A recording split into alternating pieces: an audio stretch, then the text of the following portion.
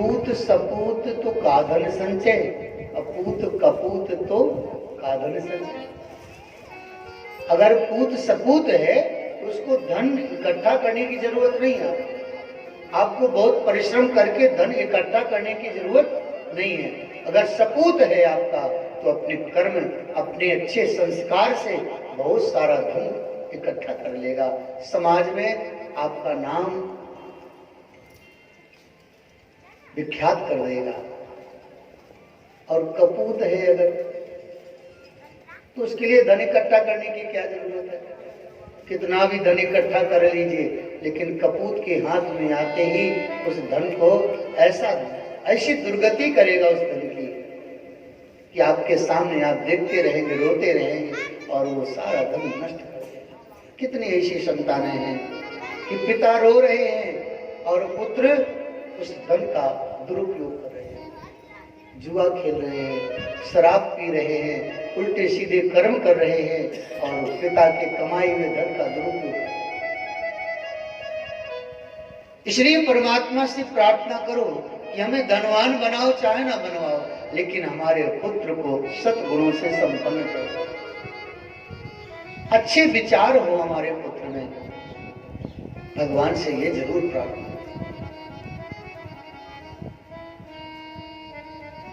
और भगवान साक्षात विष्णु, ब्रह्मा और शिव जी, अत्रि जी के यहाँ पुत्र बन गए। भगवान विष्णु के अंश से दत्तात्रेय जी का प्रादुर्भाव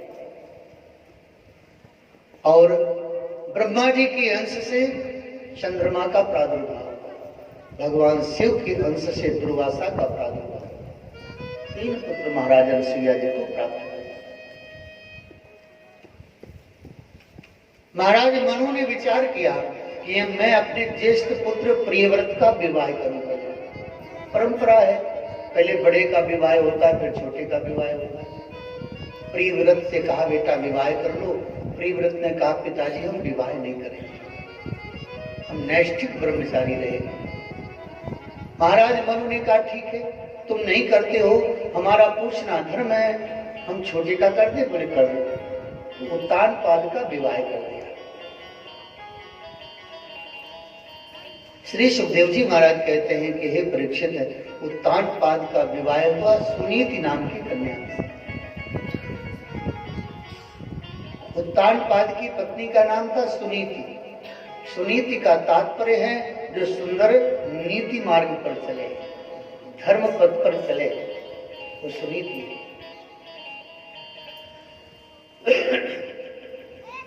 और सतमार्ग में चलने में थोड़ा कठिनाई भी है, और सतमार्ग में चलने के बहुत समय के बाद फल मिलता है, तुरंत नहीं मिलता है। आप कहें कि हमने यज्ञ में आहुति डाली तुरंत मिल जाए, बहुत समय लग जाएगा। प्रतीक्षा करो। अगर आपने कर्म किया है, कर्म का बीज बोया है तो फल अवश्य मिलेगा। ऐसा नहीं होता है कि कर्म का बीज बोया तो फल नहीं मिलेगा, फल मिलेगा, लेकिन कर्म का बीज कैसा है इस पर ध्यान देना। कुछ बीज ऐसे होते हैं जैसे सनई, सनई जानते हैं ना, आज बो दो कल उसमें अंकुरण आ जाता है, 24 घंटे में उसमें अंकुरण आ जाता है। कुछ ऐसे बीज होते हैं कि 5-5 वर्ष लग जाते हैं, जैसे सागवन होता है ना, सागवन, सागवन का बीज बोइए तो 5 साल बाद अंकुरित होता है। अब प्रतीक्षा करो।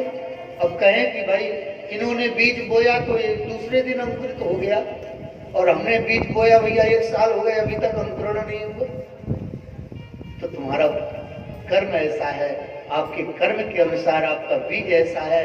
वो बीज बोया है, प्रतीक्षा करो, समय लगेगा, लेकिन निश्चित एक दिन वह वृक्ष बनेगा जैसा बीज बोएंगे। स्तन में कितना ताकत होती है, जो जल्दी अंकुरित होता है, जल्दी वृक्ष बनता है, उसमें ताकत कम होती है।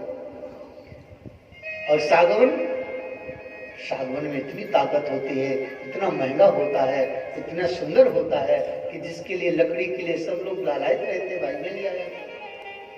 ऐसे कर्म का बीज है, जैसा कर्म किया है उसके अनुरूप आपको फल अवश्य मिलेगा, लेकिन प्रतीक्षा करनी पड़ेगी।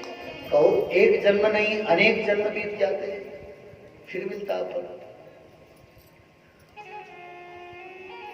ऐसा थोड़ी कि तुरंत मिलेगा। संसार के कार्य को करेंगे तो संसार के कार्य के जो फल है, जैसे अब आगे कथा आएगी कि सुनीत के कोई संतान नहीं हुई, सुनीत के कोई पुत्र नहीं हुए, तो महाराज उत्तानपाद ने विचार किया कि दूसरा विवाह कर ले। दूसरा विवाह किया। एक सुरुचि नाम की कन्या थी, राजकन्या। उससे कहा कि वहां पे संदेशा दिया, तो सुरुचि ने कहा कि मैं विवाह तो कर लूंगी, लेकिन आपका विवाह हो चुका है पहले, और हो सकता है आगे भविष्य में आपकी उस रानी के संतान हो जाए, तो आप कहें कि हमारी बड़ी रानी का पुत्र ही राजगद्दी का अधिकारी है। तो महाराज मैं ये नहीं चाहता, आप वचन दीजिए कि मेरे कोख से जन्म हुए बालक को ही राजा बनाओगे, और इतना ही नहीं, मेरे विवाह के बाद जो आपकी पहले वाली रानी है वो महलों से बाहर होगी, मैं राज महल में रहूंगी, रानी बनूंगी। उत्तानपाद ने कहा ठीक है। बेचारी सुनीत को महलों से बाहर रख दिया गया, लेकिन सुनीत ही प्रसन्न है। क्यों? जो सतमार्ग पर चलता है, संसार का दुख और सुख उसको प्रभावित नहीं कर सकता। अगर महलों में रखे तो कोई फर्क नहीं, चाहे घर से बाहर कुटिया बना के रख दे तो भी उसको कोई फर्क नहीं, भजन करना है। और उसको प्रसन्नता होती है। क्यों प्रसन्नता होती है? कि महलों में रहेंगे तो जिम्मेवारियां ज्यादा रहेंगी। महल है, महल की व्यवस्थाएं इतनी लंबी चौड़ी हैं, अब महल में रहेंगे तो दास दासियां भी बहुत होंगी, कुछ आज्ञाकारी हैं, कुछ नहीं आज्ञाकारी हैं, कुछ मनचले हैं, तो भाई जिम्मेवारियां ज्यादा रहती है, टेंशन ज्यादा रहता है। तो सुनीति को कुटिया में रख दिया गया, तो सुनीति प्रसन्न रहती थी। अच्छा है, छोटी सी कुटिया है, अपना झाड़ू बुहारू करो, भोजन बना के पाओ, ठाकुर जी को भोग लगाओ, आराम से भजन करो, कोई जिम्मेवारी नहीं। इसको कहते हैं संत भाव। बहुत महल की आशा मत रखो। जितना बड़ा व्यवस्था में रहोगे उतनी ही बड़ी टेंशन होगी आपको, उतनी बड़ी जिम्मेवारी होगी। जितनी कम व्यवस्था होगी उतनी कम जिम्मेवारी होगी। अपने से सोच लो, अगर एक बेटा है आपके पास तो जिम्मेवारी एक बेटे की होगी, और 4 बेटा हो गए तब बढ़ गई ना जिम्मेवारी। फिर वो कहाँ गया? घर आएंगे, वो बड़ा वाला कहाँ गया? वो तो रीवा गया है। अच्छा, तो मजला वाला कहाँ है? दिख नहीं रहा, वो तो क्रिकेट खेलने गया है। अच्छा, तो तीसरे नंबर का कहाँ गया? वो खेत पे गया है। इतनी जिम्मेवारी महाराज, चैन से नहीं रह पाएंगे। तो जितनी व्यवस्था होगी उतनी जिम्मेवारी होगी। महारानी सुनीति प्रसन्न है, वहां पर वो बड़ी कृपा हुई, मुझे जिम्मेवारी से मुक्त करके आपकी शरण में ले लिया, भजन करने का अच्छा अवसर मिल गया हमें। सुनीति प्रसन्न होकर भजन करती थी। और सुरुचि महलों में रहती है। सुरुचि का मतलब है जो अपने रुचि के अनुसार कार्य करे। सुनीति का तात्पर्य है जो नीति मार्ग पर चले, जो शास्त्र सम्मत कार्य करे, जो धर्म पथ का अनुसरण करे, वो सुनीति है। और सुरुचि उसे कहते हैं जो अपनी रुचि के अनुसार चले, जो मन में आया सो करे। आज हमको समोसा खाना है तो खाना ही है, कहीं से मिला, ये सुरुचि है।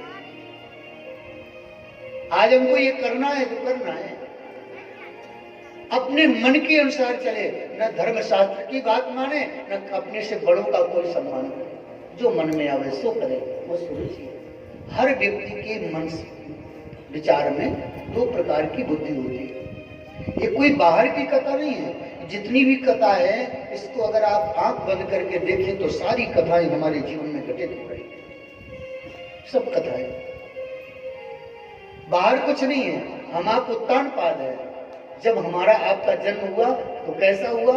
पैर ऊपर सर के बल जन्म हुआ। जिसका पैर ऊपर है सर नीचे है वही तो उत्तान पाद है। और प्रत्येक व्यक्ति के दो प्रकार की बुद्धियां होती है, एक अच्छी बुद्धि जिसको सुमति कहते हैं और एक कहते हैं कुमार्गगामी बुद्धि जिसको कुबुद्धि कहते हैं।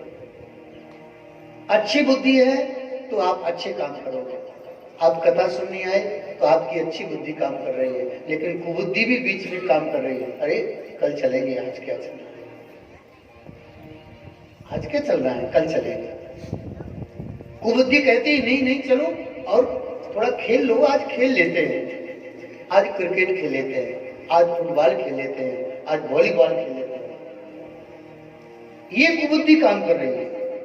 और जब सुबुद्धि काम करेगी, जब सुमति काम करेगी तो फिर आप कहेंगे नहीं नहीं नहीं, अरे भाई जीवन निकल जाएगा, अच्छे काम कर लो।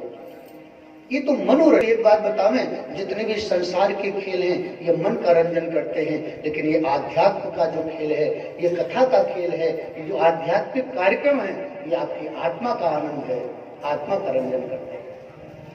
इसमें आत्मा प्रसन्न होती है।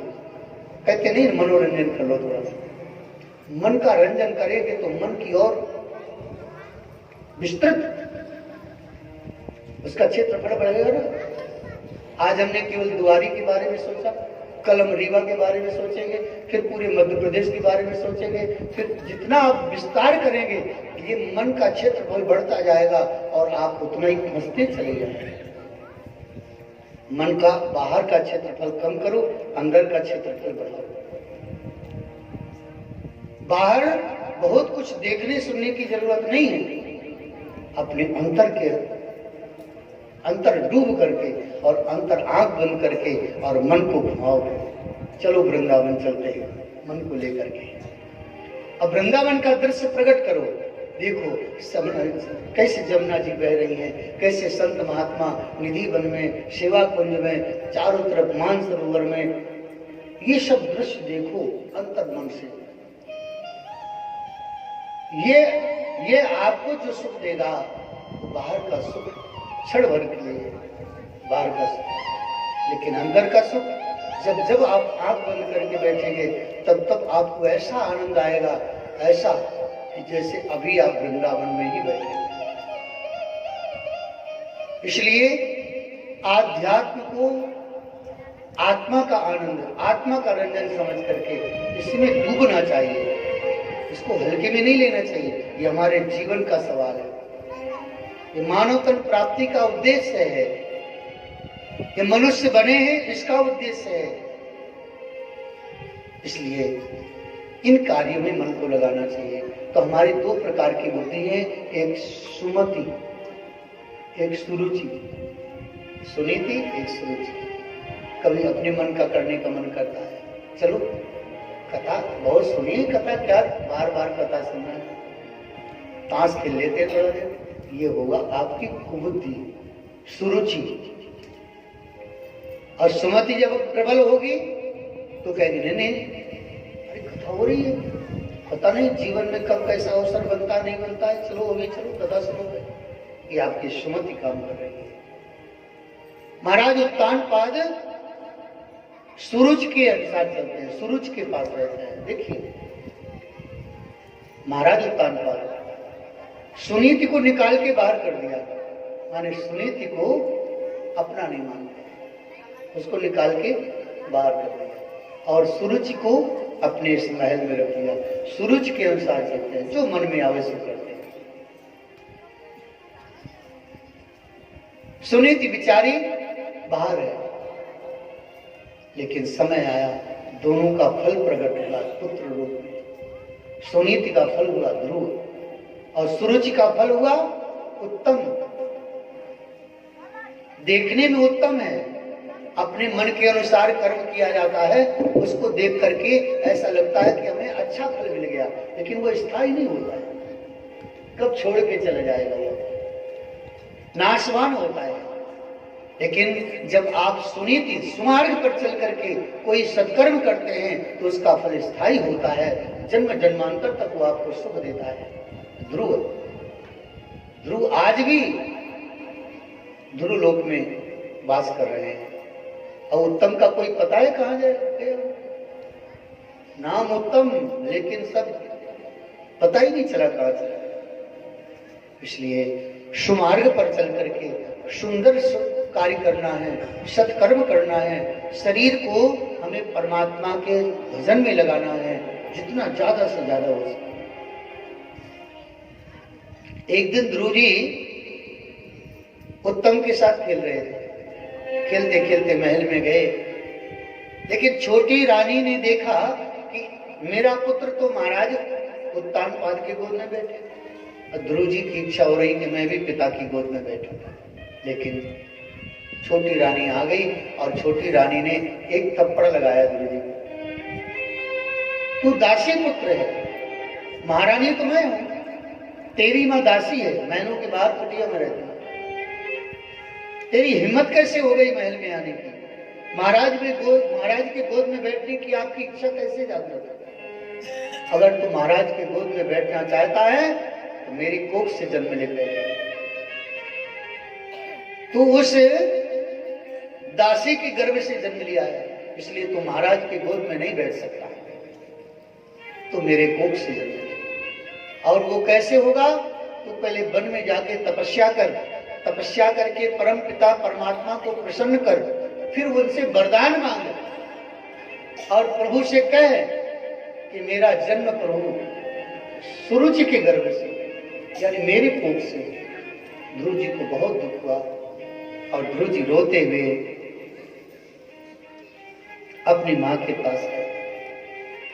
दीर्घम श्वसन्ति व्रजिनस्य पारम अपश्यति बालकमाह बाला मामंगलम तात परेषु मनस्ता भुंक्ते जनो यात् पर दुःखदस्त। लंबी लंबी सांस लेकर के रोदन करते हुए ध्रुव जी मां के पास आए, मां की गोद में आकर के रोने लगे। महारानी सुनीति ने ध्रुव जी के आंसू पूछे, गोद में बैठाया और हृदय से लगा करके पूछा, बेटा क्या बात है, क्यों रो रहे हो? वो ध्रुव जी बोलना चाहता है, बताना चाहता है, लेकिन शिश्कियां प्रबल हैं। थोड़ी देर बाद बताया, मां मेरी छोटी मां ने कहा है कि तू अभागिनी का पुत्र है, उस दासी का पुत्र है, इसलिए तू महाराज की गोद में नहीं बैठ सकती। मां मैं अभागा हूं? मेरी छोटी मां ने कहा है अगर तू महाराज के गोद में बैठना चाहता है तो जाकर के वन में तपस्या करो और उस परम पिता परमात्मा से वरदान मांगो कि मेरे कोख से तेरा जन्म। मां हमने सुना है बड़े बड़े योगी जन परमात्मा की तपस्या करते हैं और तपस्या करके परमात्मा से वरदान मांगते हैं कि प्रभु हम जन्म मरण से मुक्त हो जाए, लेकिन मेरी छोटी मां कहती है कि तपस्या करके वरदान मांगो कि मेरे कोख से जन्म हो। तो क्या परमात्मा की तपस्या के बाद जन्म मरण में आने का ये वरदान मांगना चाहिए? मां मुझे समझ में नहीं आ रहा है। महारानी सुनीति ने कहा, बेटा तुम्हारी मां ने ठीक कहा है, तुम तपस्या करने जाओ और परम पिता परमात्मा की गोद में बैठो, उनसे कुछ मांगो नहीं। सुनीति ने ज्ञान दिया अपने मां का धर्म होता है कि पुत्र को ज्ञान दे। मां के वचनों के प्रति पुत्र का विशेष लगाव होता है। मां जो कह देती है पुत्र उस बात को मान लेता है। इसलिए माताओं को चाहिए कि पुत्र और पुत्रियों को अच्छे संस्कार दें, ईर्ष्या द्वेष की बात न करें। सुनीति चाहती तो छोटी रानी सुरुचि के प्रति कुछ गलत भी बात कह सकती है, लेकिन नहीं, सुनीति ने विचार किया, मैंने अपने छोटे से बालक ध्रुव जी के हृदय में अगर छोटी बहन सुरुचि के प्रति गलत बात कह दी तो इसके हृदय में वो विकार उत्पन्न होता है। कभी भी छोटे बच्चों के सामने अपने जेठानी का या देवरानी का या किसी के बारे में बुरी भली बात नहीं करना चाहिए। बच्चे के कोमल हृदय में उसका गलत संस्कार जाता है। सुनीति ने कहा, बेटा तुम्हारी माँ ने ठीक कहा है, जाओ वन, अब तुम्हारा यहाँ कोई काम नहीं है, तुम तपस्या करो। ध्रुव जी को ज्ञान दिया और ध्रुव जी चल पड़े वन तपस्या करने के लिए। चले जा रहे हैं, रास्ते में नारद बाबा का मिलन। नारद जैसे संत जैसे मिल जाए तो उसको परमात्मा की प्राप्ति में विलंब नहीं होता। नारद जी ने देखा, गुरु जी कहाँ जा रहे हो? गुरु जी ने कहा, गुरु जी हम भजन करने जा रहे हैं, तपस्या करने। अरे अभी अवस्था 5 वर्ष की है, तपस्या करने जा रहे हो? ध्रुव जी ने कहा, गुरुजी पता नहीं मौत कब हमें अपनी गोद में जकड़ ले, वो मौत आवे उससे पहले हम परमात्मा से मिल ले। और मौत ये नहीं देखती है कि तुम कितने वर्ष के हो गए हो। आजकल तो पता ही नहीं चलता महाराज, ये अटैक वाला ऐसा काम चल गया है, ना कोई बीमार ना कुछ, अटैक तो तुरंत।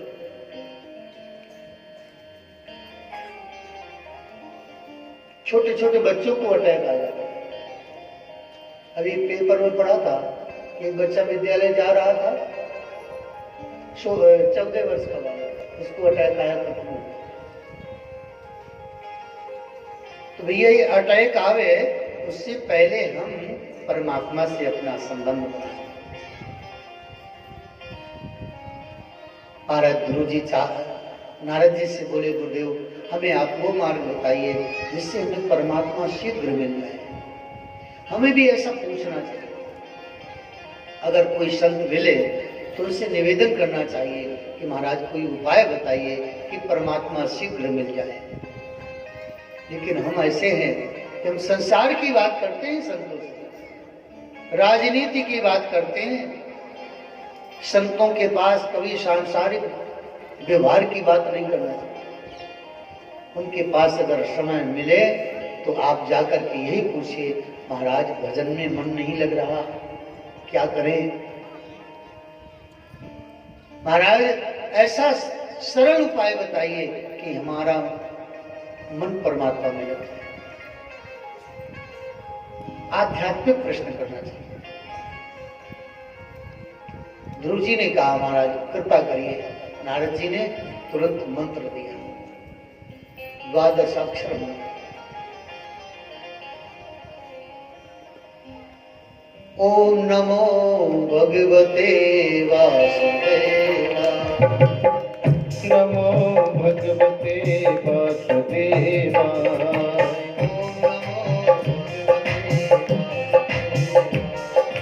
ओम नमो भगवते वासुदेवा, ओम नमो भगवते वासुदेवा, ओम नमो भगवते वासुदेवा, ओम नमो भगवते वासुदेवा, ओम नमो भगवते वासुदेवा, ओम नमो भगवते वासुदेवा, ओम नमो भगवते वासुदेवा, ओम नमो भगवते वासुदेवा, ओम नमो भगवते वासुदेवा,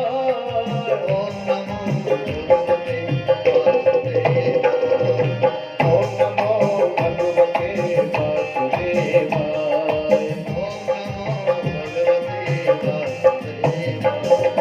ओम नमो भगवते वासुदेवा, वासुदेवाय मेरो वासुदेवा, वासुदेवाय मेरो वासुदेवा, वासुदेवाय मेरो नंद नंदना, वासुदेवाय मेरो नंद नंदना,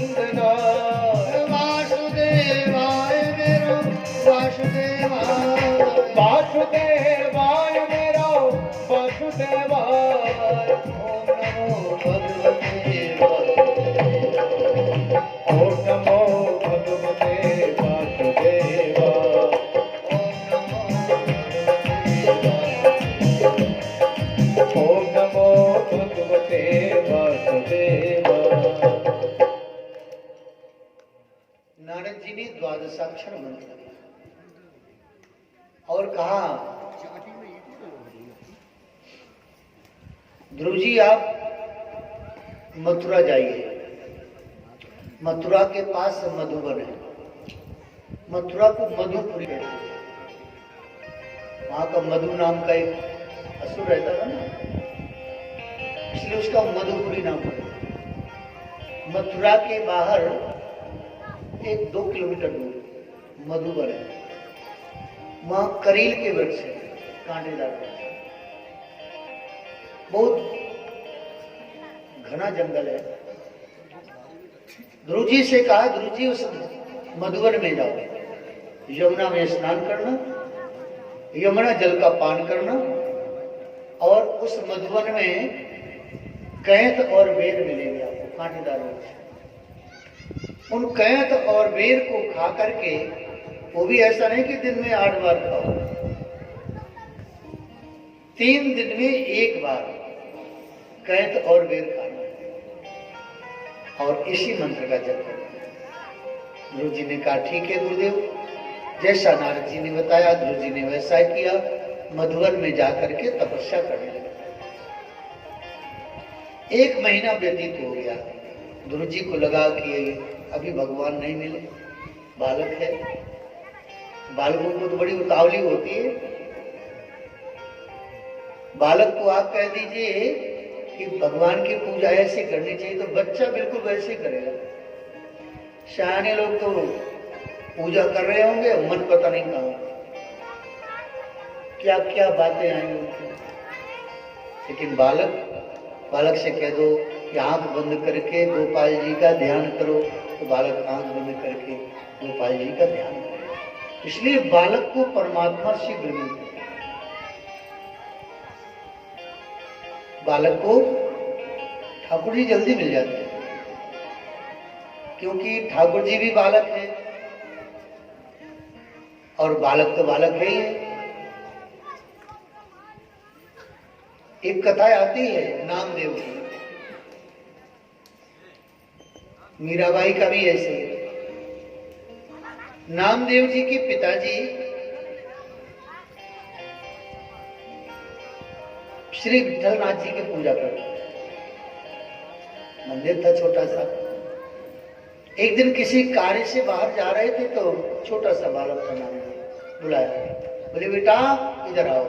बोले हम जा रहे हैं किसी काम से, 2-4-6 दिन लग जाए, तुम ऐसा करना कि श्री विठलनाथ जी की सेवा कर लोगे। बोले हाँ कर लेंगे पिताजी। विधि बता दी और कहा देखो ठाकुर जी को भोग लगाना, भोग लगाने के बाद तुम पाना, बिना विठलनाथ को भोग लगाए मत पाना। ठीक है पिताजी। अब पिताजी चले गए, नामदेव ने जैसा पिताजी ने बताया वैसा पूजा करी और पूजा करने के बाद ठाकुर जी के सामने भोजन की थाल रखी। थाल रखी, थाल रखने के बाद बोले विठलनाथ जी भोजन कर लीजिए। वो बालक सोचने लगा पिताजी ठाकुर जी को खिलाते थे फिर बाद में खाते थे, तो हम भी जब ठाकुर जी खा लेंगे फिर बाद में खाएंगे। बोले विठलनाथ जी खा लीजिए। पर्दा बंद कर दिया, पर्दा बंद किया और जब पर्दा खोला थोड़ी देर में तो थाली वैसी की वैसी रखी। अब नामदेव को बड़ा दुख हुआ। नामदेव ने कहा देखो आप नित्य प्रति पिताजी के हाथ से खाते थे ना, आज पिताजी नहीं है तो आप नहीं खाएंगे, लगता है कोई कमी रह गई है। अच्छा रामरस कम होगा, रामरस ला करके थाली में एक तरफ रख दिया। अच्छा अब अपने से मिला लेना कितना कम कितना ज्यादा है, खा लो। पर्दा बंद किया, फिर भी पर्दा खोला तो वैसे की वैसी थाली रखी। बहुत देर हो गई, जब विठलनाथ नहीं खाए तो नामदेव भी भूखा रह गया और 3 दिन ऐसे बीत गए, नामदेव भी भूखा। तो तीसरा दिन आया तो नामदेव ने थाली रखी, बोले हे विठलनाथ जी मैं जानता हूँ मेरे पिताजी बड़े लाड से आपको खिलाते थे, मेरे पास ना प्रेम है ना भाव है ना कोई रस है, लेकिन एक बात बता दें, पिताजी आएंगे ना और आप भोजन नहीं करेंगे, 3 दिन हो गए, तो आप कमजोर हो जाएंगे। जो आपके फूले फूले गाल है ना, वो पचक जाएंगे गाल। बाल स्वभाव, बोले जो फूले फूले गाल है ना, भोजन नहीं करोगे तो बिल्कुल कमजोर हो जाओगे। और पिताजी आएंगे तो आपसे तो कुछ नहीं, मुझे बहुत मारेंगे, तुमने विट्ठलनाथ जी को भोजन ठीक से नहीं कराया, इसलिए कमजोर हो गए हैं। तो आप मुझको अगर पिटाना चाहते हैं तो ठीक है, कोई बात नहीं। इतनी बात कहती विट्ठलनाथ जी प्रसन्न हो गए और प्रकट होकर के विट्ठलनाथ जी भोजन करने लगे।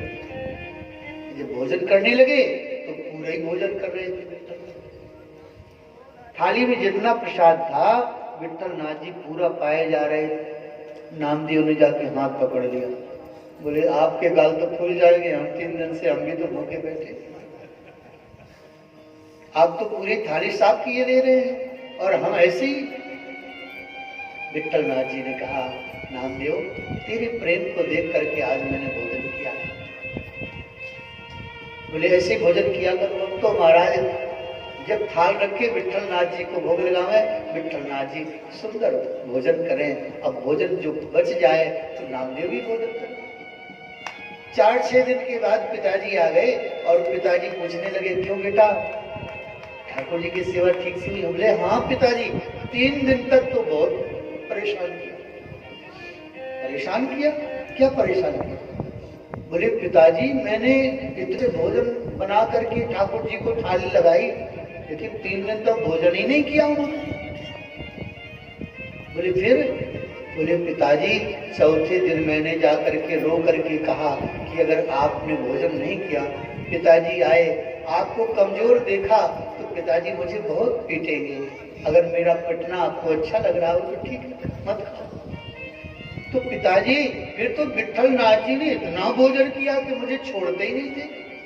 मैंने पकड़ लिया कि मुझे भी तो खाना, मैं भी तो भूखा हूं। बड़ी मुश्किल में थोड़ा सा छोड़ा, फिर तो पिताजी डेली भोजन करते हैं बड़े प्रेम से। अब तो पिताजी नामदेव के बड़े भाव में डूब गए। बेटा जीवन बीत गया मेरा, लेकिन विट्ठलनाथ जी का एक बार भी दर्शन हमें नहीं मिला। तेरे भाग्य धन्य है, तेरा प्रेम धन्य है कि तूने विट्ठलनाथ जी को रिझा लिया। इसलिए परमात्मा बालकों से बहुत पसंद है। बालक सेवा करे ना, बालक सेवा करे या बाल बुद्धि से सेवा आप करें। एक चतुराई से भगवान बिल्कुल भी नहीं रिझते। भगवान जितना भोलेपन से रिझते हैं वो चतुराई से नहीं रिझते हैं। हमारे ठाकुर जी चतुर शिरोमणि हैं, बड़े बड़े चतुर भगवान के चरणों में पड़े रहते हैं। उनके यहाँ चतुराई कैसे चलती? सीधे सरल बन जाओ, बिल्कुल सरल, ऐसे बन जाओ कि जैसे एक छोटा सा बालक होता है ना, अनजान, वैसे अनजान हो जाओ, बिल्कुल बावरे हो जाओ। ठाकुर जी हम तो कुछ नहीं जानते हैं, ये रखो, तो वो रिझ जाएंगे।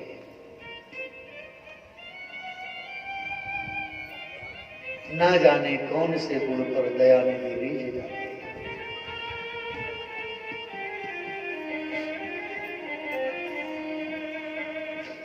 न जाने कौन से गुण पर दयानिधि रिझ जाते। न जाने कौन से गुण पर दयानिधि रिझ जाते। न जाने कौन से गुण पर दयानिधि रिझ जाते। न जाने कौन से गुण पर दयानिधि रिझ जाते। यही हरि भक्त कहते हैं, यही हरि भक्त कहते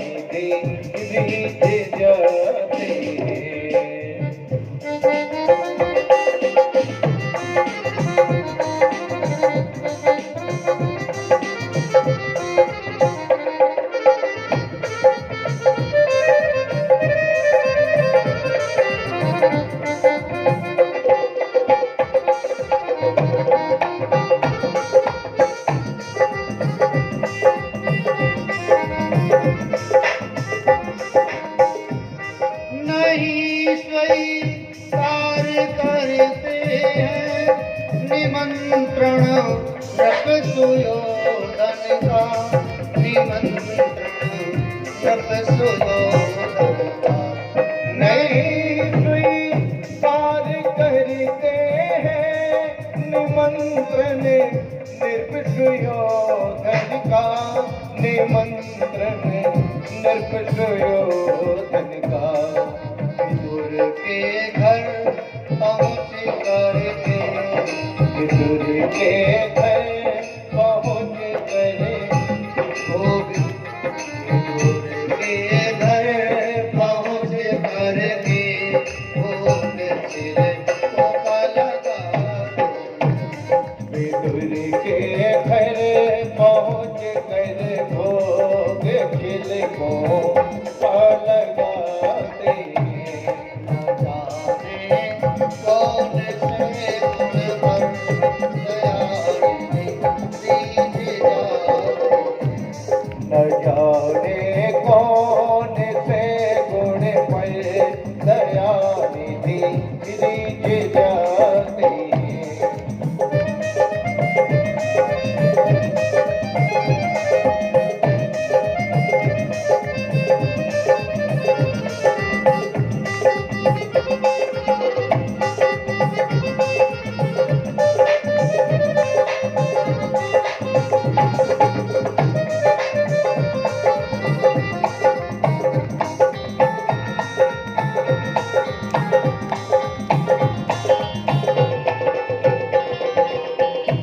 न आए मधुपुरी से गोपियों की सुख व्यथा सुनकर, यहाँ सुख व्यथा नयाए मधुपुरी से गोपियों की सुख व्यथा सुनकर, कन्हैया सुख व्यथा सुनकर।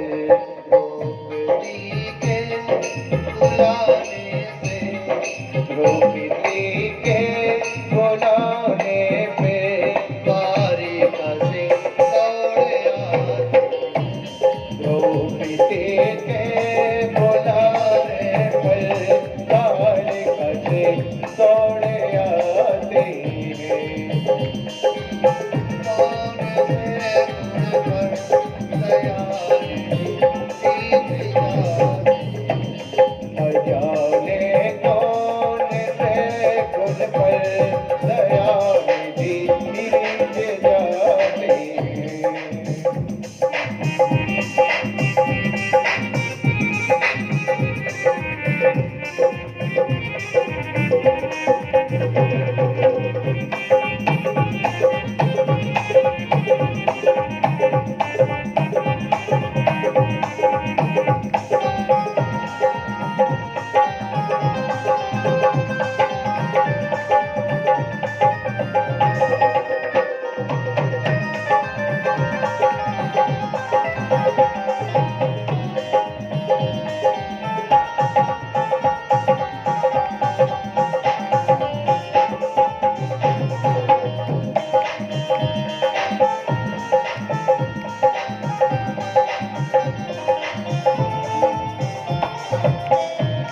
न रोए वन दमन सुनकर, पिता की वेदनाओं पर, पिता की वेदनाओं पर। न रोए वन गवन सुन के पिता की वेदनाओं पर, पिता की वेदनाओं पर।